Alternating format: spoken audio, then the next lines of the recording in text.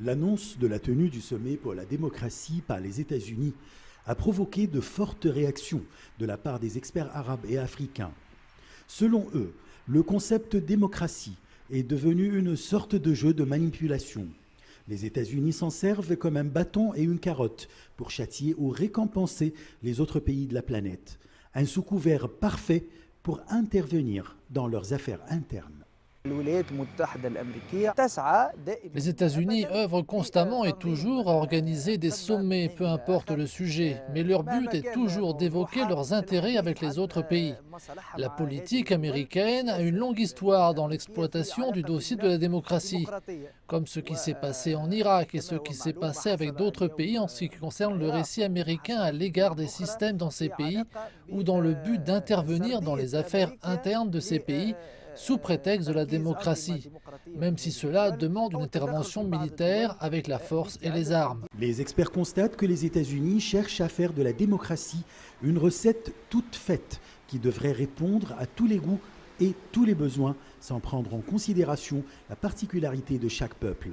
Un véritable dilemme, car dit démocratie ne dit pas un modèle occidental, mais dit le droit de chaque pays à s'autodéfinir à ses propres conditions. Chaque communauté a sa particularité, chaque communauté a son identité, son patrimoine et ses origines.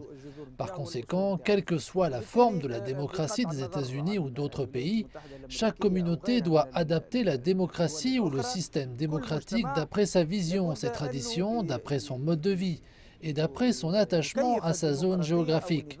Par conséquent, la démocratie américaine ou n'importe quelle autre forme de démocratie ne peut s'appliquer à tout pays dans le monde. Côté invité, les États-Unis n'ont invité que l'Irak comme pays arabe, une forme d'accusation indirecte des autres pays arabes, alors qu'ils ont tous tenu des élections législatives transparentes, y compris la Tunisie qui donne l'exemple d'un vrai pays démocratique.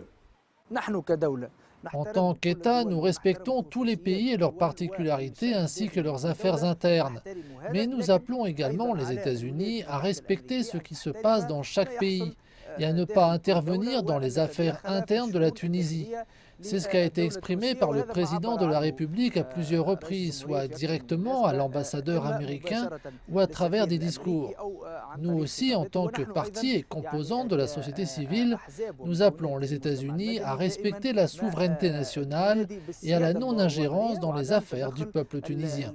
Pour les experts arabes et africains, la démocratie à l'américaine est devenue plutôt comme la pomme de la discorde, au lieu d'être un élément d'unification.